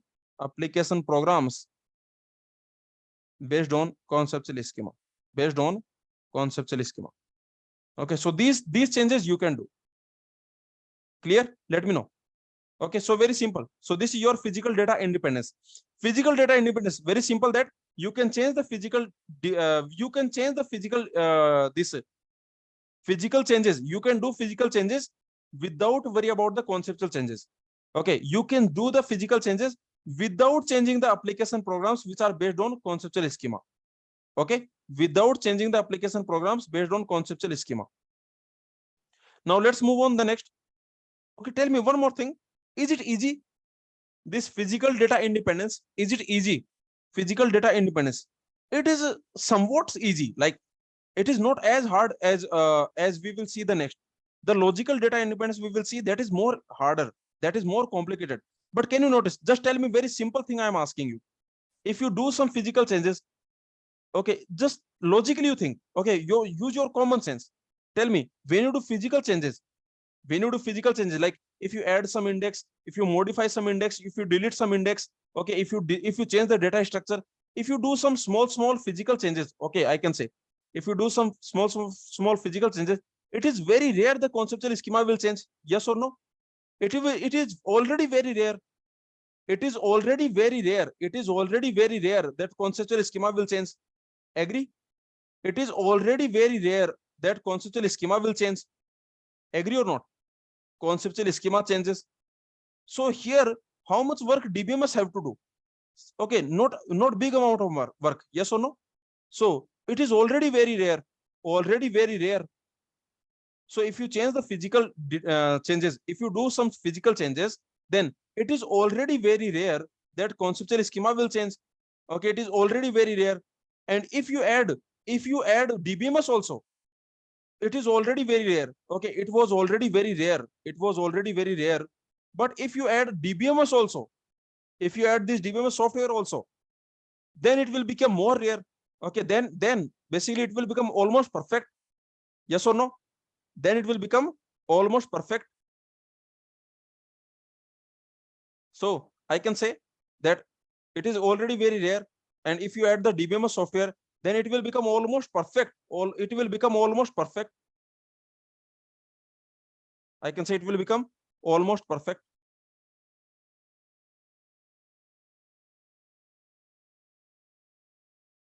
Clear? Is this clear? So DBMS software does not have to do much work. Can I say DBMS software does not have to do much work? Yes or no? DBMS software does not have to do much work. Like, comparatively, it does not have to do much work comparatively. Okay, so I can say less work. So it is easier for him. For DBMS software, it is easier to get the physical data independence. Okay, because when you change the physical storage, the physical changes, if you do, it is already very rare the conceptual schema will change. If you add index, if you delete index, if you change the data structure, okay, if you make some physical changes, some small physical changes, if you make, okay, how the data is stored, those physical changes if you make, then it is already very rare that conceptual schema will change. Okay, so now if you so DBMS software does not have much difficulty. The DBMS software has less work to achieve what? Less work to achieve physical data independence. Okay, less work to achieve physical data independence. Is this clear? Less work to achieve physical data independence. Now let's see logical data independence. This is interesting. Tell me one thing. Let's assume this is your conceptual schema. Let's assume this is your conceptual schema. Now based on that, what you will do? Here, who is there? Who is here? The application programmer is here, correct? here you have application program, or I can say application programmer. So this application programmer, he's here, and he will create what? He will create what? He will create external schema. Okay, from the conceptual schema, he will create the external schema. Okay, so let's assume there is there is an application program, and let's assume this application program, this is creating, okay, to create, let's assume to create external schema 1. Okay, is this clear? Tell me. So let's assume there is an application program to create external schema 1. Now tell me. Now, very simple thing I'm asking. Let's assume maybe it is maybe it is using, maybe you are using two tables here. Maybe you are using two tables of conceptual schema. Maybe you are using two tables of conceptual schema to create ES1. Is this clear? Maybe you are using two tables of conceptual schema to create, in this conceptual schema, let's assume you have R1, you have R2, you have R3, you have R4, and let's assume you are using two tables to create this external schema. Now tell me.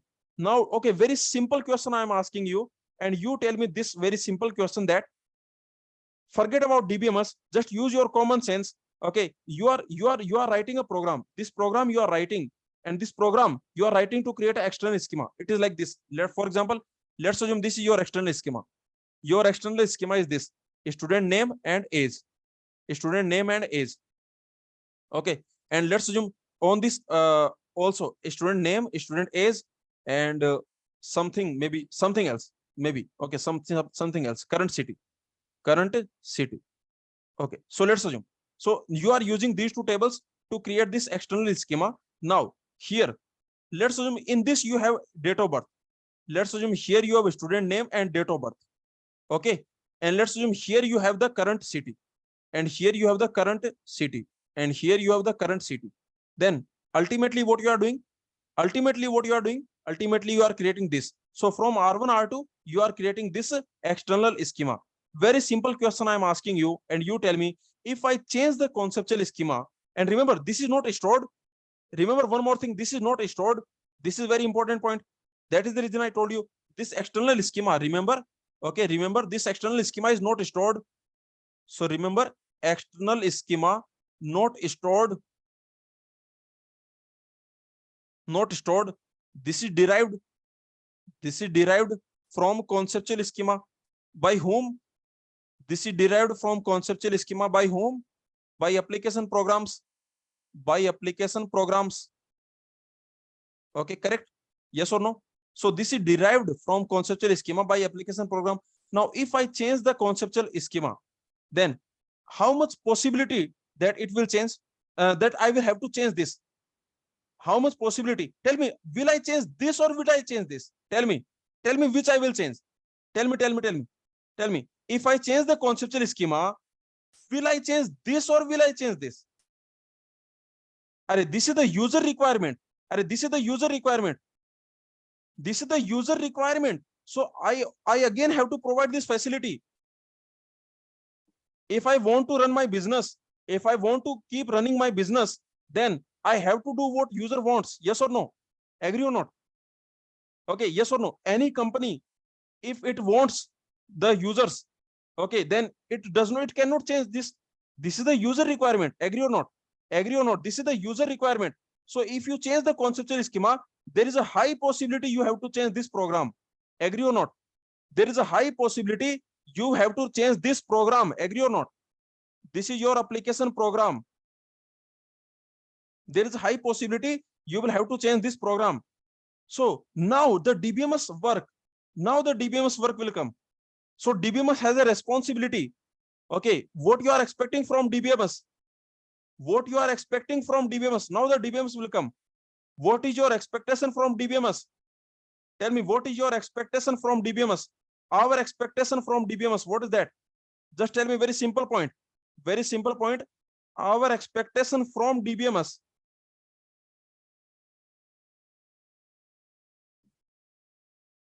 Our expectation from DBMS, that is, okay, this is our expectation, that, okay, changes in conceptual schema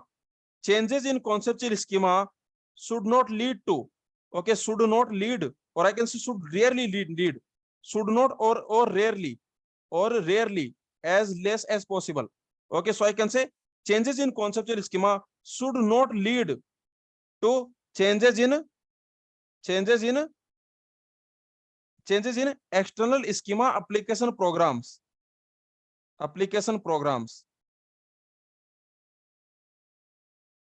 Tell me, is this clear? Is this crystal clear? Tell me what I'm saying. Very simple point. Like in your conceptual schema, this data you have R1, R2, R3, R4. This data you have. So this data is actually stored on the database. This data is actually stored in this table. R1 you have as name and date of birth. In table R2 you have current city. But what user is wanting? This is what user wants. Agree or not? This is what user wants. Remember, user is God, customer is God. So you cannot. This is what user wants. Remember, what this is what users want. This is the trending. This is what users want. This is the trending, I can say. Yes or no? This is the trending thing. Okay, let's assume this is the trending thing. So what you will do? You will create a program. This program you will create. Okay, now you can notice that if I change the conceptual schema, now if I change the conceptual schema, then remember it was derived. Remember, this was derived. This was derived from the conceptual schema. This external schema, this was derived from the conceptual schema by application program. So if I change the conceptual schema, if I make some changes, for example, if I delete this R1, or maybe if I divide this R1, yes or no? If I divide this R1, then what will happen? If I divide this R1, now what will happen? If I delete this and I create two tables, I delete this and I create two tables. Then what I have to do? Then I will have to change this also. Now I will have to change this also. Agree? Now I will have to change this also. This application program I have to change. Now this application program I have to change. Agree? Crystal clear? Tell me. This concept. Is this concept crystal clear? All the dots, are they connected?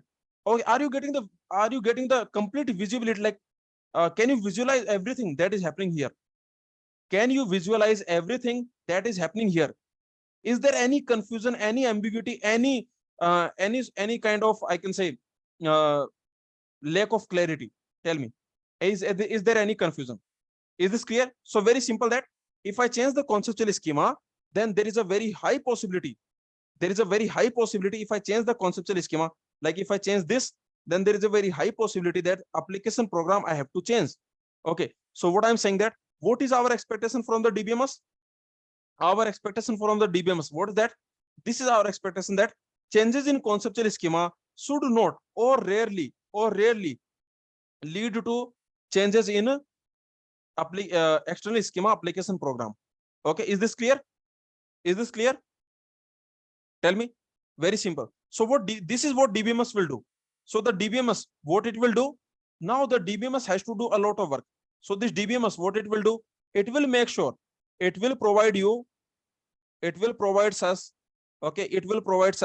logical data independence, or you can call it conceptual data independence. So it will provide you logical data independence or conceptual data independence. Okay.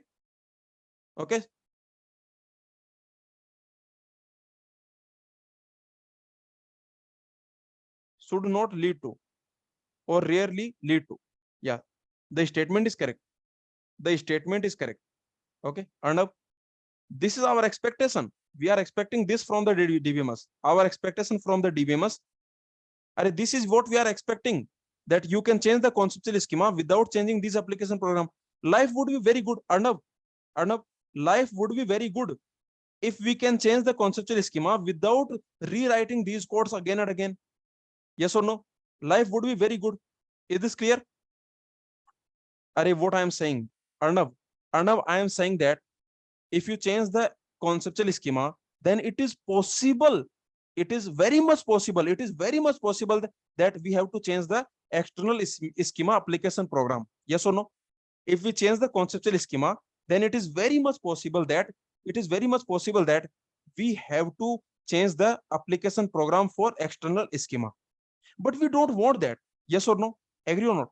We don't want that. For example, if you are changing the conceptual schema and every time you are changing these application programs, all these application programs, let's assume there are 100 application programs for 100 different external schema. Let's assume you are providing 100 different external schema For those 100 different external schema, there are 100 different application programs.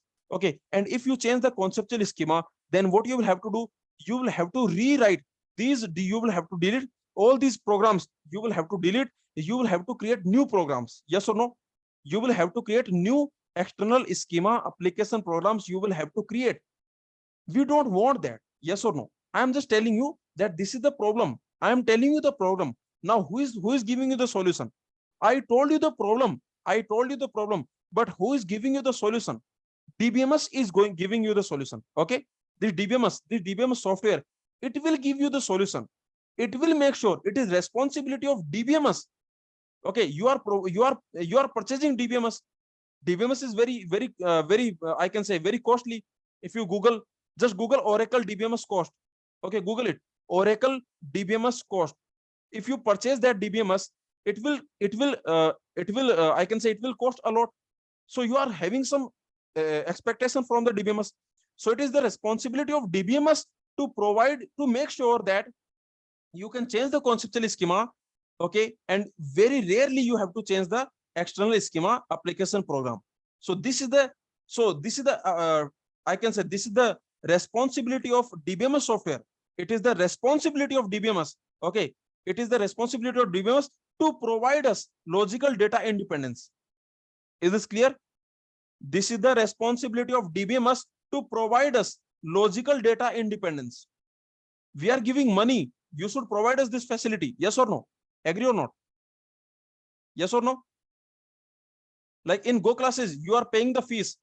So it is our responsibility to make sure that your concept become clear, to give you conceptual clarity. That is our responsibility. Yes or no? So there was a problem. Okay, you have a problem. What is the problem? Every GATE aspirant has a problem. What is that? Conceptual clarity. They don't understand concept. Okay, someone will teach a concept, but they don't have the conceptual clarity. Okay, but it is our responsibility. You are giving us money. Okay, you are paying fees. Now it is our responsibility to provide you conceptual clarity, crystal clear clarity. Okay, this word, I use this word very much. Like, is this concept crystal clear? Like, do you have any ambiguity? Do you have any confusion, any ambiguity, any doubt? Okay, so is the concept crystal clear? That is our responsibility. Okay, so we will make sure that we give you conceptual clarity. Similarly, DBMS will make sure that it provides you logical data independence. So what is the responsibility of DBMS? Tell me, what is the responsibility of DBMS? So DBMS responsibility is this. So the DBMS will provide you logical data independence. And what is the logical data independence? So tell me now, what is the logical data independence? What is this statement?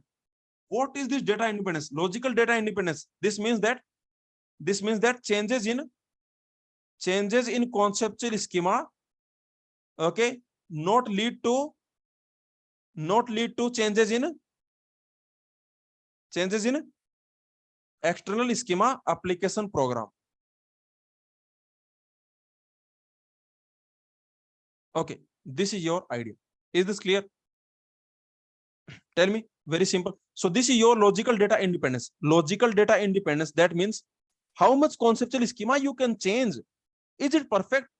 Can DBMS provide you perfect? Can this be perfect? Can DBMS provide you perfect logical data independence? No, it cannot provide you. Yes or no? Okay, so changes in this cannot provide you, but okay, not perfect, but it will provide you. It will make sure that very rarely you have to do this. Okay, very rarely you have to do this. Okay, yes or no? It is not perfect. It cannot be perfect. Just think about it. It cannot be perfect. Why it cannot be perfect? Because in the conceptual schema, if you make some change, then maybe you can make any changes you can make. For example, you can delete the date of birth column. Yes or no? If you delete the date of birth column, then can DBMS do anything? If you delete the date of birth column, can DBMS provide you age? Can DBMS provide you age? This DBMS software, can this DBMS software provide you age? No, it cannot provide you the age. Yes or no? So very simple that. So I can say how much you can change, how much conceptual schema you can change without changing the application programs without affecting the application programs for external schema. Is this clear? How much conceptual schema you can change, how much conceptual schema you can change without changing the application programs for external schema. Of course, it cannot be perfect. These things cannot be perfect. So this is the responsibility of DBMS. What is that? So remember, let me tell you again, this is the responsibility. This is the responsibility of DBMS. This is the responsibility of this DBMS software. Okay, so this is the responsibility of DBMS software to provide us physical data independence, also provide us logical data independence. To provide us physical data independence and to provide us logical data independence. They cannot be perfect. Remember, they cannot be perfect. Like it cannot be perfect 100%. They cannot be perfect, but okay, but I can say close as much as possible, but as much as possible, as much as possible. Okay, cannot be perfect. This independence cannot be perfect. This independence. So this data independence, this cannot be perfect. This data independence cannot be perfect, but as much as possible. Okay, so this is the idea. Now tell me, which data independence is more difficult to achieve? Which data independence is more difficult to achieve? Tell me. PDI or LDI? PDI or LDI? Which is more difficult to achieve? For the DBMS, from the DBMS point of view, which is more difficult to achieve? Why?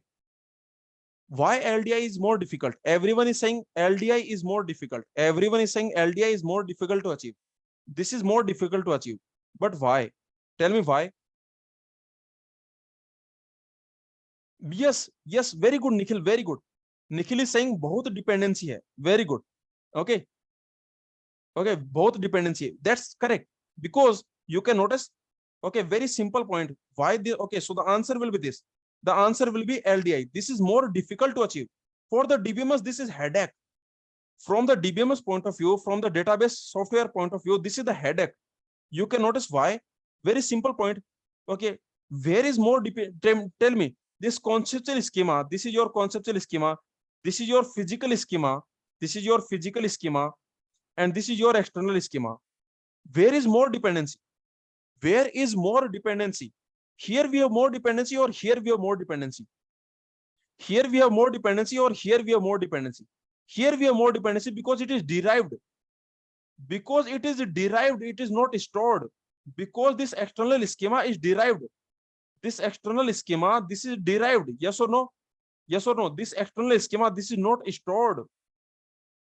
This external schema, this is not stored. This is derived by conceptual schema. Okay, so very simple. This is derived from conceptual schema. Now very simple, very okay. Just use your common sense. Okay, don't worry about anything. Just use your common sense. For example, if I decompose the table here, you are writing a program. Let's assume. Okay, this is derived, and you are writing a program. You are writing a program, and there is a relation R. You are using the relation R, and here you have relation R. Okay, now tell me, in the next step, what I do? Okay, in the next step, so let's assume here let's assume you have an application program, and in this application program, you are using the relation R. Okay, this is your application program. Let's assume this is your application program.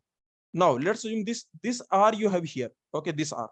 Now suddenly what I do? I change this R to R1, R2. I decompose this. And this happens, yes or no? This can happen very frequently. Now what will happen? This can happen. I can decompose. Okay, maybe I can create a new table. Okay, something like that. Then what I have to do? Now this program I have to change. Yes or no? Now this application program will be changed. Okay, what will happen? Now this program will be changed. So now this program will be changed, and it will use R1, R2. Now it will use R1, R2. Agree or not? Okay, so you can notice that.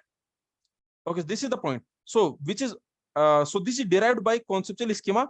Okay, and this is not stored. This external schema, this is not stored. And tell me one more thing. If I add one index, will you change the conceptual schema? If I add one more index, will you change conceptual schema? No. DBMS does not have to do anything. Yes or no? DBMS does not have to do anything. Okay. Similarly, if I delete one index, will I change the conceptual schema? No. Again, DBMS does not have to do anything. Can you notice that on most of the occasions, DBMS does not have to do anything here? Yes or no? Here, on most of the occasions, DBMS does not have to do anything. Here, on most occasions, on many occasions, DBMS does not have to do anything. On many changes, on many changes, on many physical changes, on many physical changes, DBMS actually does not have to do anything.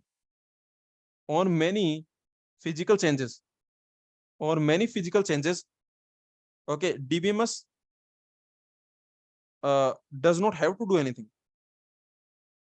Does not have to do much. Okay, so something like this.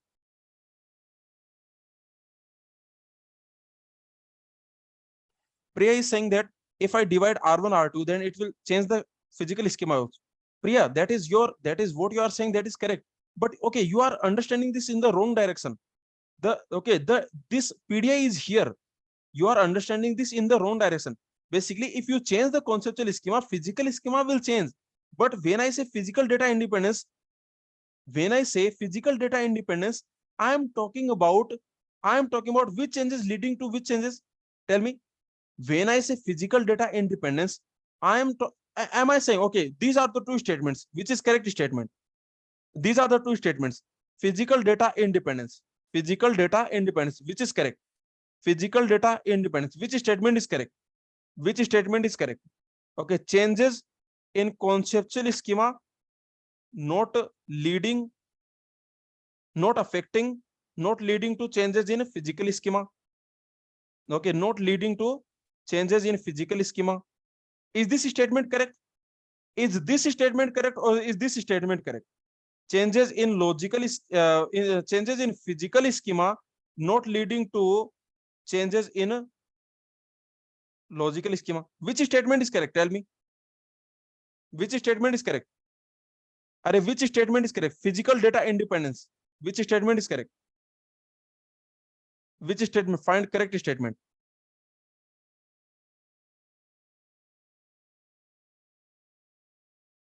Which is correct? Tell me which is correct. Anyone? Which is correct? So the answer will be this is correct. Okay, this is not correct. This is not correct. Is this clear? Priya, is your doubt clear? Tell me, Priya, is your doubt clear? So remember, physical data independence says that if you change the physical structure, if you make some physical changes, then you should not make logical changes. Yes or no? If you make some physical changes, then you don't have to make logical changes. Is this clear, Priya? Tell me, is this point clear? Okay, so this is your physical data independence. Physical data independence says that if you make physical changes, then you don't have to make logical changes. Okay, so very simple.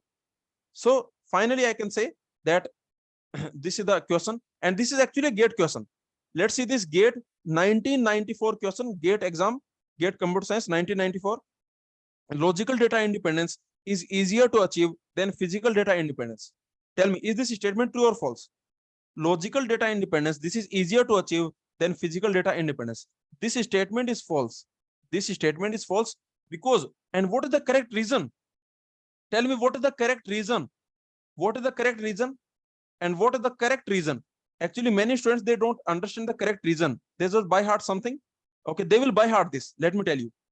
If you check, then many students, they will by heart this. They will by heart, okay, I will, this is just a simple statement. I will by heart. Okay, yes or no? Because it has come in the GATE exam, and this is simple statement. I don't really understand what is physical data independence. I don't really understand what is logical data independence. Okay, so no problem. I will not put efforts.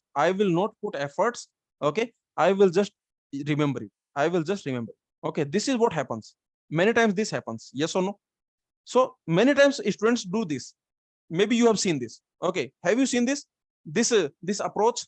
Have you seen this approach? That, okay, so many times it happens. Okay, so they will just by heart this. They don't really, or maybe they will fool themselves, or maybe they will create something they will create in the mind so that they can remember this. something they will create in the mind, some logic they will create in the mind, so they can remember this. Some wrong logic they will create in the mind, so they can remember this. Okay, so like in the TOC, in the theory of computation subject, I have seen this many times. People by heart decidability table. Yes, the decidability table people by heart. But one more thing, to make sure that they remember this, they make many wrong arguments. They say that, see, context free languages are not closed under complementation operation, so CFL are not decidable under complementation. So this type of statements, not closed means not decidable. This type of statements also they by heart. This is not correct. We will, okay, I will tell you, I will give you some examples. I will give you, not closed does not mean not decidable. Have you done this? Have you by hearted like this? Not closed means not decidable. It is not closed, so it is not decidable. That is wrong. This logic is wrong, completely wrong. This logic is completely wrong. Okay, this logic is completely wrong, but still people do this, and in their mind they are thinking that this is the correct logic. In their mind they are thinking that this is the correct logic. What I know, this is the correct logic because my hulu god teacher, he told me this logic. Okay, so something like that. Okay, so this happens anyway. So anyway, this is the correct. What is the correct reason here? So the correct reason will be logical data independence and physical data independence. So logical data independence is harder. What is the reason? What is the reason? Because the correct reason is very simple, that this external schema is derived. Remember, this is derived. Please understand, this is derived, not stored. This is derived, not stored. Okay, by conceptual schema, from conceptual schema. By whom? By whom? From conceptual schema. By whom? By application programs. Correct? By application programs. Is this clear? So remember, this external schema, this is derived. This is derived. This is not stored. This is derived. This is derived from conceptual schema. From conceptual schema by application programs. By application programs. Okay. So if so changes. So changes in conceptual schema. Okay. Okay. So changes in conceptual schema. Very, I can say, very much possibility. Okay. Very much possible. So changes in conceptual schema, very much possible. Very much possible that you have to change this application program. Okay. Changes in application program. You have to change this application program. This is very much possible. Yes or no? So it is a very headache for the Dbms software. Agree or not? For the Dbms software, it is very much headache. Okay. So very much possible. If you change the conceptual schema, it is very much possible that you have to change the application program. So that is the reason. That is the reason. Achieving this, so this becomes very much headache for the Dbms software. Okay. So this is very complicated. This, okay, but we don't want this. Okay, if you change the conceptual schema, we don't want to change the application programs. We don't want to change the application programs. So Dbms should make sure this. So Dbms will make sure this. So that is the reason this logical data independence, this is harder to achieve. So this is difficult to achieve. Okay, this is a difficult to achieve. So I can say this is very difficult to achieve. Okay, this is difficult to achieve. Clear? This is difficult to achieve. Okay, so this is your question. This is your GATE exam question. So tell me, did you understand all the concepts? Each and every concept. This concept of 3 levels of schema, is this clear? 3 levels of schema. There are 3 levels of schema: physical schema, conceptual schema, and there is a external schema. Okay, and remember, many people, they don't understand this external schema. What is this external schema? What is this external schema? Did you understand? Did you really understand what is this external schema? Basically, in the external schema, we are giving what user is wanting. Yes or no? We are giving what user is wanting. What is trending? Yes or no? To improve our business. To improve the business, we are giving the user what user is wanting. Okay. If user is wanting age, we are giving age. If user is wanting current city, we are giving current city. Okay, something like that. Yes or no? So because remember, current city will keep changing. Yes or no? Current city will keep changing, but hometown will not change. So we will store hometown in our database. We will store the hometown, but we will not store current city. The current city we can derive maybe from the GPS or maybe from somewhere. Okay, from some tables, from 2-3 tables, we can derive the current city. Similarly, from the date of birth, we can derive the from the date of birth, we can derive the age. Okay, so this external schema, basically, we are giving user what the user is wanting. Yes or no? Okay, so this external schema we are creating from the conceptual schema. We can create many different type of external schema we can create.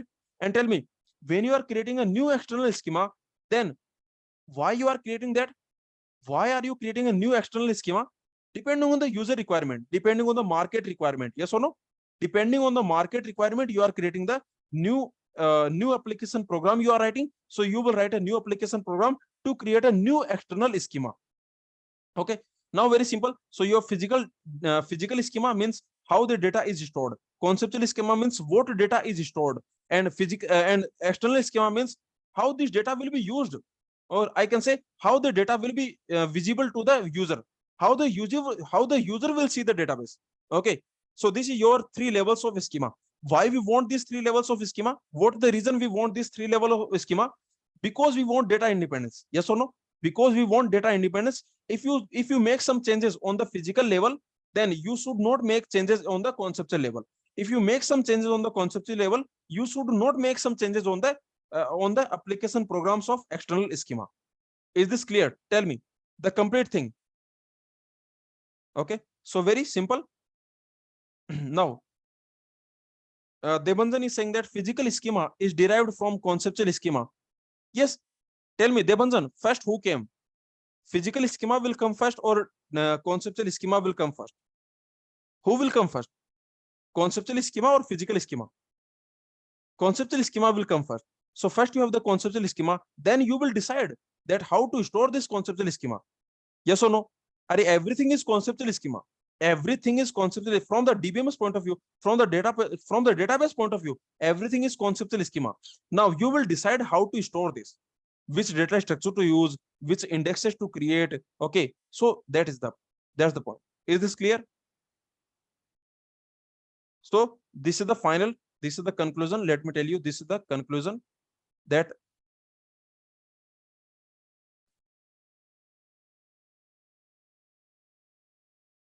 so what is the conclusion? So this is the conclusion. If you change the physical, okay, if you changes in physical schema, changes in physical schema, changes in physical schema should not lead to changes in, should not lead to conceptual schema, should not lead to changes in conceptual schema. What this is called? What this is called? Tell me what this is called. What this is called? This is called physical data independence. This is called physical data independence. Okay, remember this is not correct. This is not physical data independence. Okay, this is not physical data independence. Like this is not physical data independence. Physical data independence is this. Similarly, changes in conceptual schema, changes in conceptual schema, they should not lead to changes in, they should not lead to changes in external schema application programs. External schema application programs. Okay, this is called what? This is called logical data independence. This is called conceptual data independence or logical data independence. This is the final conclusion. Okay, only to explain this thing, many students by heart this. Okay, many students will by heart this, but just to explain this conclusion, I have explained it. Okay, everything about this conclusion I have explained. Is this clear? Okay, so very simple. Okay, so this is the another question. Tell me what will be the answer. What will be the answer here for this question? What does physical data independence allow the data administrator to do? Okay, what this physical data independence, what this physical data independence allow you to do? What this allow you to do? It allows you to change conceptual schema without changing internal schema. This is wrong. Remember, option A is wrong. Correct? Option A is wrong. Change the internal schema. Internal schema means physical schema. I told you this. Internal schema means physical schema. So what is internal schema? That is your physical schema. Okay, so that is your physical schema. So remember, change in physical schema without changing the conceptual schema. This, yes, that's correct. Yes or no? That's correct. And what about this? Change in external schema without changing the conceptual schema? No. And what about this? Change in application programs without changing the internal schema? This is also not correct. Okay, which of these statement is logical data independence? Which of these statement is logical data independence? Which of these statement is logical data independence? Which of these statement is logical data independence? None of them. Are none of them. Which of them is correct? So none of them. Again, you are making the mistake. The option C is the other way around. Option C is the other way around. Again, you are making the mistake. Option C is the other way around. Yes or no? Option C is the other way. So if I change the option C like this, changes in okay, if I change like this, changes in conceptual schema without changing the external schema. Changes in conceptual schema without changing the external schema. Now this will be correct. Yes or no? Changes in conceptual schema. Changes in conceptual schema without changing the external schema. Okay, without changing the external schema. Now this is correct. Is this clear? Now this is correct. I can also say that this also will be correct. Changes in this also will be correct if I do this. Changes in conceptual schema. Changes in conceptual schema without changing the application programs. Without changing the application programs. Okay, this is also correct. So this option D is also correct. This option C is also correct. Okay, both are correct. So that's it. Is this clear? Is everything clear? Okay, shall we move on now? Now let's solve some questions. So, okay. So should we take a break? So let's take a break, and after the break we will solve some questions. Some questions we will solve. 5 questions I have taken. 5 or 6 questions I have taken. So what we will do? Okay, let's take a break now. But after 15 minutes we will start again, and we will solve some questions. Okay, and then we will have another session in the evening. Okay, in the afternoon. Okay, maybe 2 p.m., 3 p.m. You can tell me at what time. But we will have another session, and in that session I will cover few more questions. Okay, so in the evening we will have another session. In basically I will cover questions in the normalization. Every concept we have seen, every concept, each and every concept we have seen in the normalization.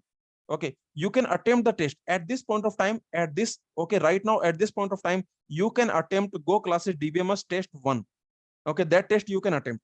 But remember, I will do some more questions. I want to do some more questions in this normalization. So now let's take a break. Okay, after the break we will solve some 5 or 6 questions we will solve, and then we will start in the evening. We will start, maybe we can start at 4 p.m. Okay, we can start at 4 p.m. Okay, some questions I will solve from 4 p.m. to maybe 5 p.m. Okay, some questions, again some 5 or 6 questions I want to solve. Okay, so let's take a break now.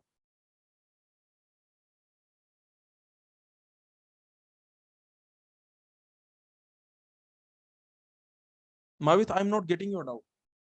Okay, let's take a 20-minute break. So we will start at okay, 10:15. Okay, we will start at 10:15. What is your doubt? Please tell me. Anyone has any pending doubt? Anyone has any pending doubt? Mavit, I am not getting your doubt, like what you are asking. This physical schema, this we will study in the indexing chapter. There is an indexing chapter, there we will study. Database is made up of. Yeah, that will clear. We will study B tree, B plus tree, how everything is actually stored in the hard drive, how DBMS, how the database is actually stored. Okay, how you will store the database, what data structure you will use. Okay, how the records will be stored, how the indexes will be created. This we will study. This is in the syllabus. There is index chapter. I told you. The fourth module. Sorry. Yeah. Okay. The third module. So first normalization module, then relational algebra, SQL, and then we will study indexing. This indexing we will study.